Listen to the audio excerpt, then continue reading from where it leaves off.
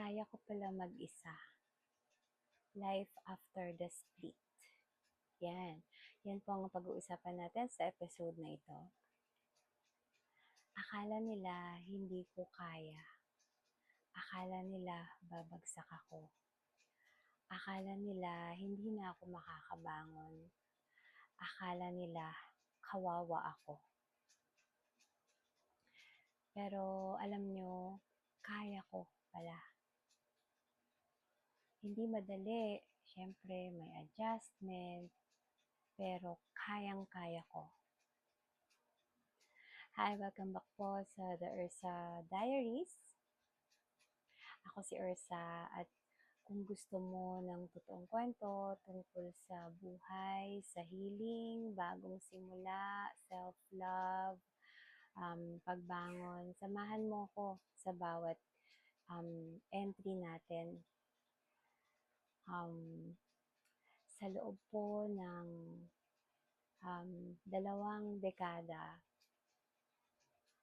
ang buhay ko po ay nasa corporate world.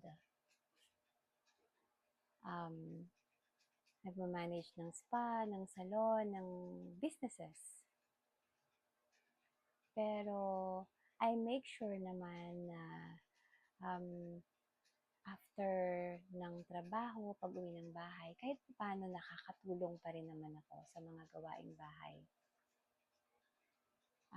Ako rin naman ang mga decision making pagdating sa bahay. So, after the split, hindi ganun laki yung adjustment bukod sa kailangan kong maging hands-on bilang nanay. Minsan, ginagawa natin mundo ang isang tao na kapag nawala na siya, pakiramdam natin, wala na ring mundo. Pero ang totoo, hindi siyang mundo mo. Parte lang siya ng kwento mo. Ikaw pa rin ang pangunahing karakter ng buhay mo.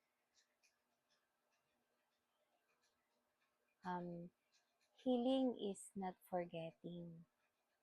Healing is learning to smile kahit may mga alaalang hindi na mababago.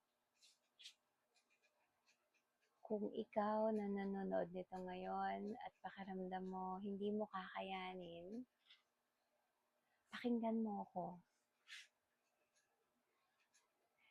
Hindi mo kailangan maging okay agad bukas. Hindi mo kailangan magmadali. Pero alam mo, isang araw, magugulat ka na lang, nakangiti ka na ulit, nangangarap ka na ulit, nakakatawa ka na, humahalakhak ulit. At masasabi mo rin na kaya ko pala.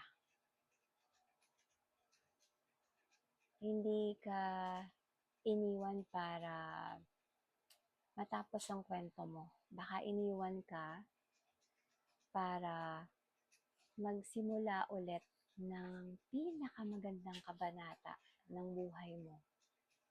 Minsan ang pagkawala ng maling tao, ang simula ng pagkikita mo sa tunay mong sarili.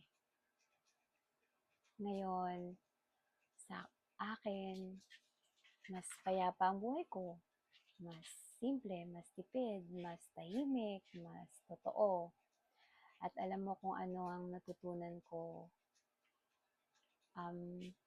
Hindi ako incomplete kapag mag-isa ako. Complete na ako.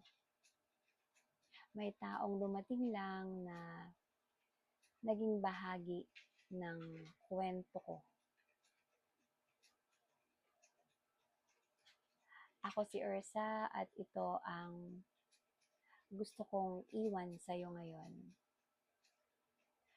Akala nila hindi mo kakayanin. Pero hindi nila alam kung gaano ka katatag. Kaya kapag may nagsabi sa'yo na hindi mo kaya, ngumiti ka lang. Dahil balang araw, yung buhay mo mismo ang magiging sagot sa kanila. Kung nakarelate ka sa episode na to, pwede mong i-comment sa comment section natin na kaya ko pala. Huwag niyo pong kalimutan i-like, i-share, at i-follow na rin yung mga account natin. Tulong niyo na po yan sa future pangarap ng channel na ito. Magkita-kita po tayo ulit sa susunod na diary entry natin. Muli, ako si Ursa. Tandaan mo, every ending is the beginning of a new chapter. God bless. Bye-bye.